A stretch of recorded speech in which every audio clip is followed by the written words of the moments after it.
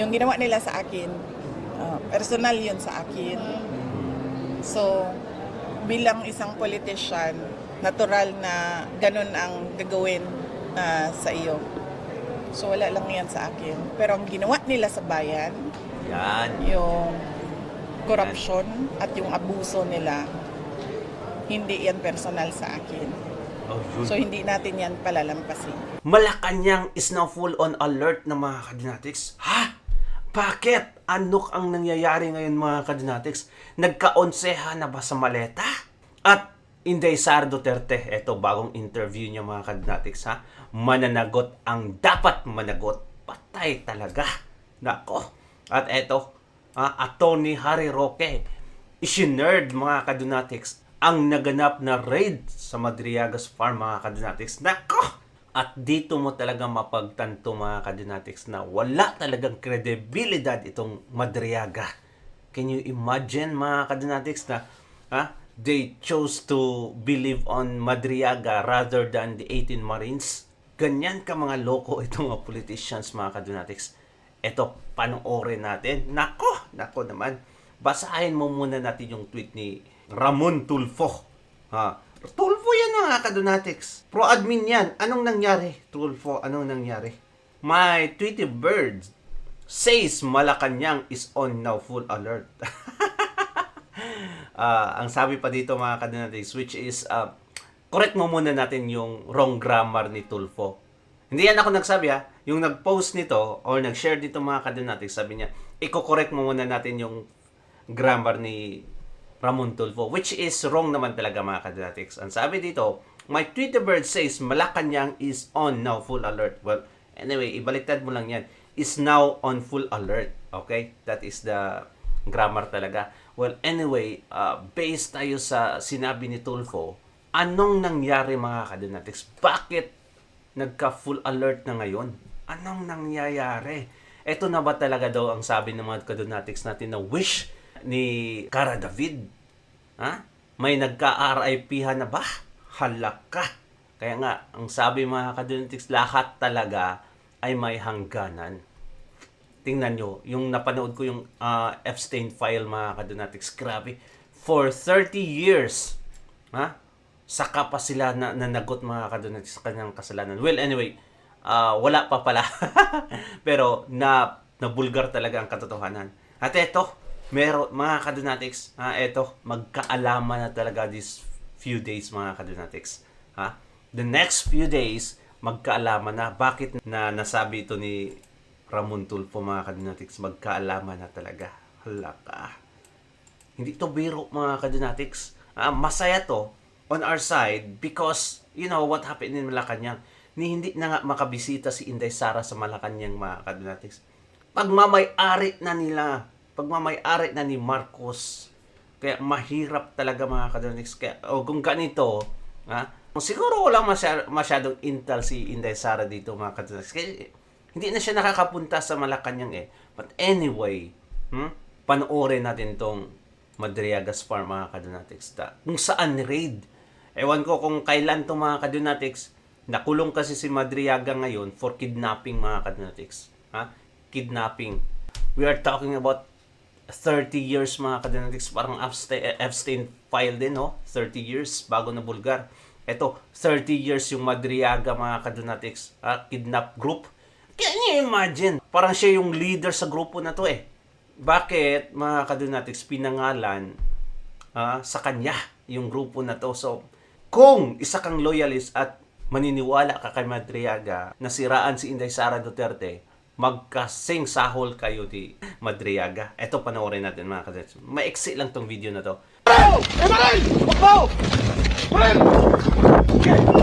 Isa ng search warrant madaling araw ng July 29, 2023 kasama ang resibo.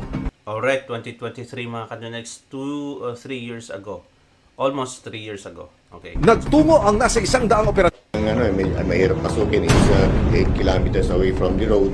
Masukal at hindi madali ang pagpasok sa nasabing farm. 8 kilometers.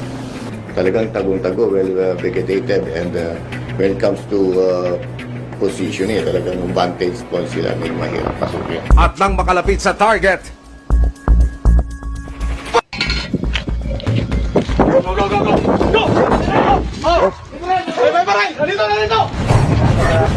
Agad pinadapa ang gwardya ng farm na nakilalang si Jonathan Arante.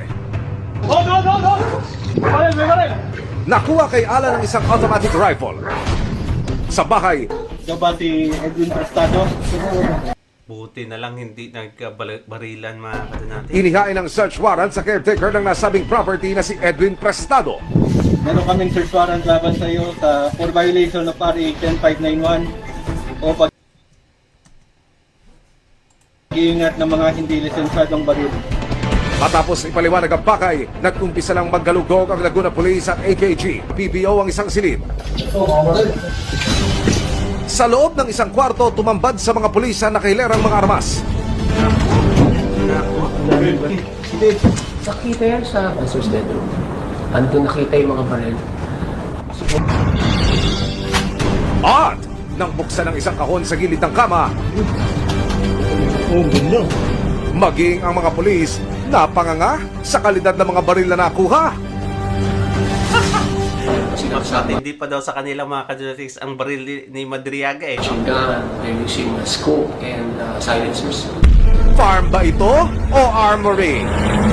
Based on that, you cannot take them lightly. Talagang malaking grupo to, hindi sila ordinaryong grupo. High profile ang kaya nilang operate. Sa kabuuan, na-harvest ng mga pulis ang 4 na caliber 38 revolver, 2 M16 rifle, 3 12-gauge shotgun, 3 kalibre 22, isang Beretta 9mm, isang Uzi submachine gun, isang caliber 357 at mga bala. Yan. Kasalukuyang nakapiit sa Laguna Provincial Police Office ang mga nahuli na sina Alan Lauranciano Guevara, Edwin Prestado at Jonathan Arante. Samantala, sinubukan ng aming team na hinga ng panig si Ramil Madriaga hinggil sa mga nakumpiskang baril sa kanilang farm pero tumanggi siya magbigay ng pahayag. Sa pagkakadakip ng Madriaga Kidnap Ransom Group at pagkakakumpiska ng kanilang mga armas, tila nabulutan ng tinig ang ilang naging biktima. Tatta, tanakulong, nagyan ng patay, iti anak ko. Kay narag-anan basik, ti baro kong kay panungo ko. Talagang kinagagalak namin at pinagpapasalamatan namin ang AKG. Umaasa silang ito na ang umpisa ng katapusan ng halos 3 dekadang paghahari ng notorious Madriaga Kidnap for Ransom Group. Parang Epstein file lang, no? Grabe mga kadunatics, no? Ha? Kaya, imagine, ang daming namatay dito mga kadunatics, ha? Kasi pag ganyan mga klaseng tao, wala na yan. Walang halang na yung kaluluwa nila mga kadunatics. Pag hindi mo mabigyan ng ransom, ay talagang papatayin na yan.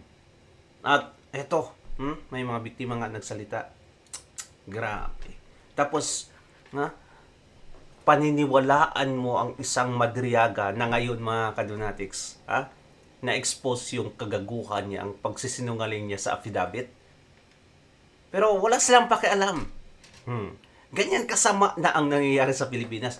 Wala silang pakialam mga kadunatics. It's either kidnapper yan, leader ng kidnap gang yan. Mali yung affidavit. Wala silang pakialam mga kadunatics. Basta lang masira si Inday Sara Duterte. Ganyan nakasama ang Pilipinas. Oh. Ang kadunatics natin, anong sabi? Uuwi na sana siya mga kadunatics. Nung nakaraang taon ata, ang sabi niya, hindi ko kayang umuwi sa Pilipinas. Bakit? Dahil andyan si Bangag. Mga kadunatics. Kahit ako, naisip ko din yan mga kadunatics. Many times na hindi ako uuwi hanggat si Bongbong Marcos ang nasa pwesto. Grabe. Sobra talaga ang kagaguhan nila mga kadunatics. Kung napakasama, kung nakita niyo yung Epstein file mga kadunatics, kung nakita niyo yung mga report, napanood niyo, more than 2,000 ang victims na mga young girls mga kadunatics. Ang iba, hundreds ang namatay, pinatay. Tapos, mga kadunatics, 1,200 ang na-rescue. Can you imagine that? Ang nangyari sa Pilipinas ngayon, mas matindi pa sa Epstein Island. Well, anyway, panoorin natin si Inday Sara Duterte, mga kadunatics, kung saan in-interview siya. Natanong siya dito, mga kadunatics, patungkol sa mga naganap. At sabi niya, mananagot ang dapat mananagot. See?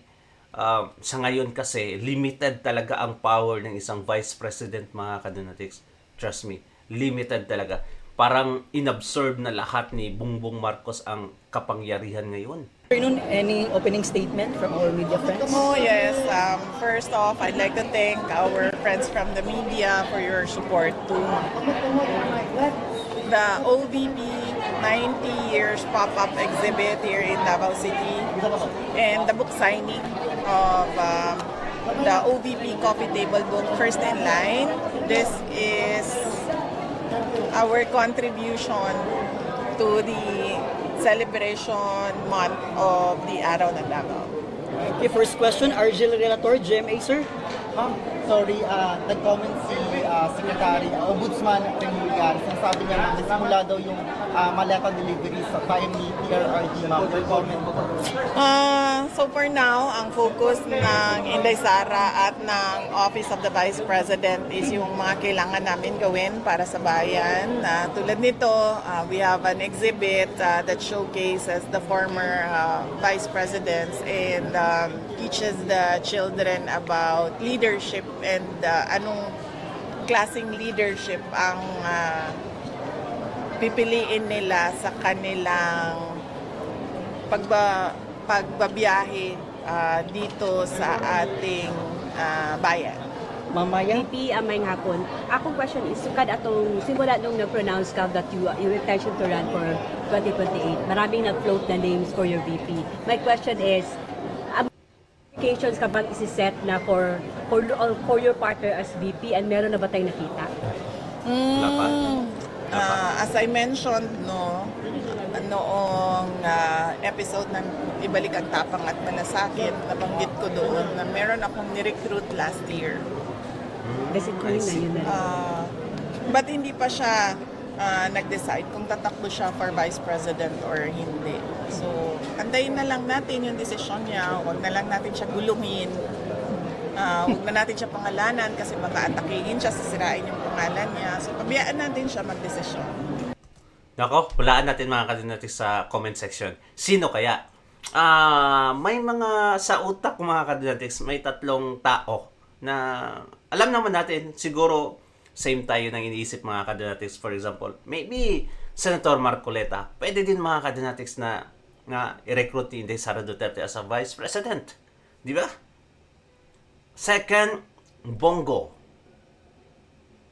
Bongo mga kadunatics, marami din niyang followers. Marami mga kadunatics. Always number one sa, can you imagine? Always number one sa Senado. Robin Padilla. Pwede din. Kasi may makakahaka mga kadunatics na siguro tatanungin siya or i-encourage siya ni Tatay Digong mga kadunatics para tatakbo for Vice President ni Inday Sara Duterte. So aside from that, I cannot name another candidates mga kadunatics na talagang mas malapit kay Inday Sara Duterte. Di ba? Sino kaya? Wala na yung iba mga kadunatics. Siguro isa sa tatlo na nabanggit natin. Di ba? Well, anyway, as long as solid sa mga Duterte mga kadunatics, wala tayong pakialam. Susuportaan natin. Pag outside niyan, or maybe si Leni Robredo, wag lang sana. Kasi nakipagpita to si Inday Sara Duterte kay Leni Robredo nung nakaraang taon mga kadunatics. Aywan ko kung ano yung pinag-uusapan nila. Pero wag lang sana kasi, ay nako. Talagang never at never nating iuboboto itong si Leni. So, anyway mga kadunatics, let's go on. Ma'am Ruth, Vice, may lumabas na tag-RS survey. Tumaas yung preference vote ninyo from 43 to 48%. Any comment? Wow.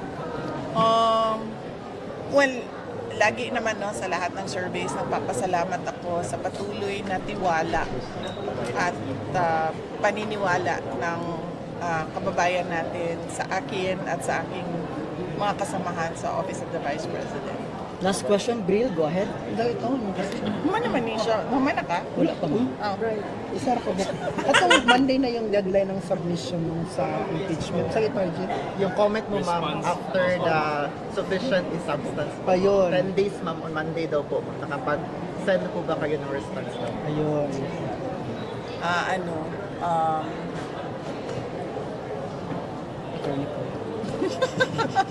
Please refer to. Kuan ka na hapit namang Monday no. Ato na to kung mag-file ko dili. Antay na lang. Oo. Antay na lang sila na mga tiga House of Representatives. Vice, kalalabas ng balita, possible na na-exclude sa depensa panel yung si Monsayak, Attorney Monsayak at si Attorney Michael Poa. May conflict of interest May daw. conflict of interest daw. Kinuha mo Ngayon siya. ko lang narinig na yung respondent ay hindi pinapayagan kung sino ang kanyang Abogado. lawyers. Ngayon lang ako nakarinig ng Di ba?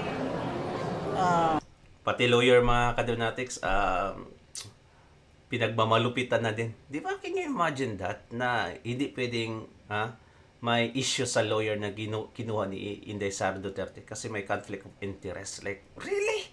Witness din daw yung mga lawyer mga kadonatics at the same time. So, hindi pwedeng magiging abogado ni Inday. Ha? Ay, nako.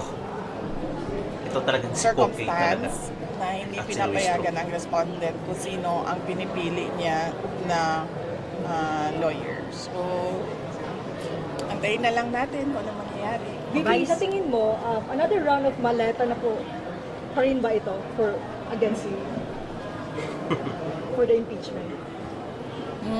Maleta. Round of maleta. Antayin natin. Tapos kunan natin ang picture. Tapos ilabas na naman natin yung pictures kung merong mga bagong maletas na lalabas. Last closing statement. Magpapatuloy po ba yung libre sa kayo natin sa OVP? Despite sa mahal ng presyo ng petrolyo. Magpapatuloy ang Libre sa kayo ng OVP. yes, opo, oo. Oo, tutuloy yon dahil project na talaga yon ng Office of the Vice President. At actually nga nung nakita ko yung ABP kanina, nag-iisip ako paano pa kami makatulong sa mga tao, especially in their daily commute. VP, last from my end. Balikan ko yung sinabi ni PGMA kanina na yung pronouncement mo invites national reflection. Meron bang nag-reflect ka ba? Or ano kung meron man on your part, ano yung mga reflection na ginawa? Ang pagkakaintindi ko kasi sa kanya, sa speech niya kanina is reflection on the part of the members of the House of Representatives, hindi sa akin. Dito sa lahat ng mga nangyayari, Vivi, how are you holding up po? Oh, I'm okay. Thank you. How are you holding up? How are you move on daw? Paano mag-move on? Kuan siguro, prayers and meditation. Ay nga na. Malapit na yung birthday ni PRD. Ano yung mga plans mo sa events? Oh, andito ako kasi it's araw ng Davao Parade. So, nandito ako sa Davao City. Mag-join So, ka ng parade. birthday ni join PRD. their activities? Yes, as usual. VP si Attorney Guanzon nag-pronounce na tatakbong senator. May mga lumalapit na ba sa'yo na magpa-line up for your senatorial slate sa 2028? Meron. Oy, So how are you considering them, Vice? Allergic ako sa mga politiko ngayon. So, Nako, mga kadonatics, may lumalapit na pala. Sino-sino kaya? Ay! Grabe, no? Grabe talaga ang hatak ni Inday Sara Duterte, mga kadonatics. Kakaiba. O, ganyan. Pronounce pa lang, lumalapit na agad. So, I believe, ewan ko ha kung lumapit itong si Rowena Guanzon. But kung itong si Rowena Guanzon tatakbo bilang senador mga kandidates, I think I will vote for her. I think. I-consider lang nila ako. So mga ilan sila VP na lumapit, including Attorney Guanzon? 4 na. VP, sabihin Apat saya na. ka ba? Manimaan ka kinsa tong mga ni Tridor sa inyo. Adili. Dili ka mo dumo. Dili. I don't take it personally. Kasi Manimaan ka. So, it means mga kadunatis. Yung tanong kasi is, manimaan ka kung sino yung mga nag-traitor sa'yo or sino yung mga, nagmamalupit sa'yo. Sabi niya, hindi daw. Manimaan, parang paano yun i-translate sa Tagalog, Para bang, may grudges ka ba? Parang ganyan mga kadunatics kung sino talaga yung mga may kasalanan. Pinasinungalingan ka. Sino yung mga traitor sa'yo? May grudges ka ba sa kanila? Sabi niya, hindi daw mga kadunatics. Pero, ito. para sa akin ba, yung ginawa nila sa akin, personal yun sa akin. So, bilang isang politician, natural na ganun ang gagawin sa iyo. So, wala lang yan sa akin. Pero ang ginawa nila sa bayan, Yan. yung corruption at yung abuso nila, hindi yan personal sa akin. Oh, yun. So, hindi natin yan palalampasin. Ano sa tingin nyo mga kadunatics? Ang daming nangyari. Di ba? Madriaga, sa Malacanang ngayon, kung ano nang nangyayari talaga. At Inday Sara Duterte mga kadunatics, yung atake sa kanya, personal. Pero ang ginawa nila sa taong bayan, yun mga kadunatics, hindi yun personal. Sa atin yan di ba? Mananagot at mananagot daw talaga sila. Well, anyway, talagang mga kadunatics, ang mga Duterte, hindi yan magsasalita lang. May gagawin at may gagawin talaga si Inday Sara dito. Well, let's keep on praying talaga na makatakbo si Inday Sara kasi for sure na yung panalo natin mga kadunatics. Comment down below at babasahin natin mga kadunatics. Thank you so much and God bless you. Ingat palagi. Bye-bye.